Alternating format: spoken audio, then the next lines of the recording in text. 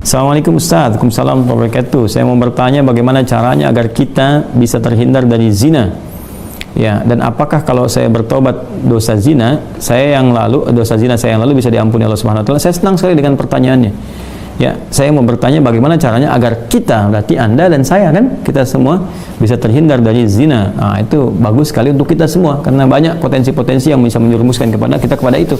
Ya, baik misalnya dari zina mata, zina telinga, zina mata melihat hal-hal yang nggak pantas untuk dilihat, ya, kebiasaan-kebiasaan yang buruk, kemudian zina telinga mendengar kalimat-kalimat yang kotor yang mengarahkan pada hasrat seksual pada tempat yang tidak benar. Ya, dan perbuatan-perbuatan yang juga sekarang banyak sekali perangkat-perangkatnya, semoga Allah hindarkan kita dari itu. Termasuk juga iklan-iklan ya. Saya tuh sering kalau lihat misalnya baca ada komentar tunjukin admin kan, oh, kenapa Ustaz ini kok ceramah tapi iklannya snack video. Itu kan algoritma YouTube dari kebiasaan Anda aja nih. Jadi kalau Anda kebiasaannya lihat yang begitu atau klik yang begitu, datangnya seperti itu. Tapi kalau Anda kliknya misalnya yang baik-baik ya, atau iklannya muncul ketika ada, itu kan dari kebiasaan Anda buka kan, itu algoritmanya tersusun dengan kebiasaan kita buka laman apa dan sebagainya. Jadi Anda sendiri sebetulnya yang mengkreasikan itu. Jadi mengkoreksi untuk membuka sesuatu itu yang benar sehingga nggak datang iklan-iklan yang nggak diharapkan gitu kan. Baik. Lalu apakah kalau ada ini si fulan atau fulan yang bertobat dosa zina yang lalu bisa diampuni? Insya Allah, bahkan jelas ayatnya Quran surah ke-39 ya, Az-Zumar ayat 53, dan ini kan turun ketika ada seorang ingin bertobat dari dosanya ya, dan ini dosa besar gitu kan, bahkan ada lihat menyebutkan dari zina. Ya, apa yang disampaikan Allah di sini? Qul ya ibadiyalladzina asrafu ala anfusihim la taqnatu min rahmatillah. Ya, innallaha yaghfiru dzunuba jami'a.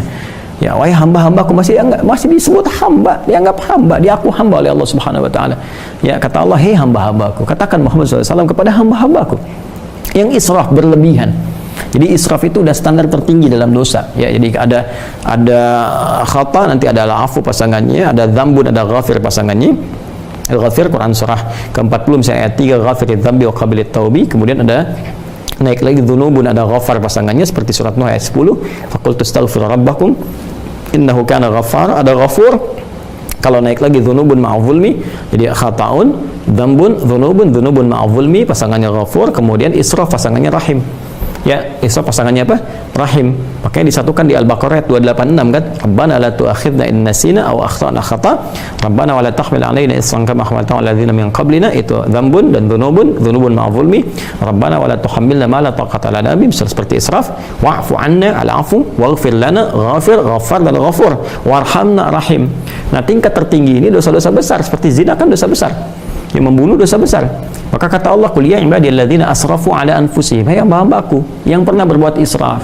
Mungkin ada sebagian yang pernah zina, pernah membunuh, dosa-dosa besar, ya, pernah korupsi, mau tobat dan sebagainya. Masya Allah, ya, alhamdulillah dia mau tobat, mau kembali karena mungkin doa orang tuanya, doa sekitarnya, kesadaran dirinya, kan? Kemudian la taqnatu min rahmatillah, jangan putus asa dari rahmat Allah Subhanahu wa taala. Innallaha yaghfiru dzunuba jami'a, Allah akan mengampuni dosa-dosa itu seluruhnya sepanjang kamu mau tobat. Sepanjang mau tobat. Makanya Allah itu sangat menyukai orang-orang yang tobat dan berusaha kemudian kita mendekat kepada Allah, dan Allah pun berikan jalan sampai titik terakhir dia, sampai nyawa di kerongkongan. Kan yang paling viral itu kisah Firaun kan? Ya, Firaun, Allah menerapkan keadilan, memberikan contoh kepada kita. Ini Firaun, se-Firaun-Firaunnya ya, yang merasa paling kuasa, hobi bunuh orang dan sebagainya, zalim dia, masih diberikan kesempatan untuk tobat dengan diberikan bimbingan dari dua nabi. Kurang apa coba Musa dengan Harun? Ya, diutus untuk Firaun. Ya, idhaba ila fir'auna innahu tagha. Datanglah kepada Firaun, dakwahi dia dengan penuh kelembutan. Dia sudah mulai menyimpang.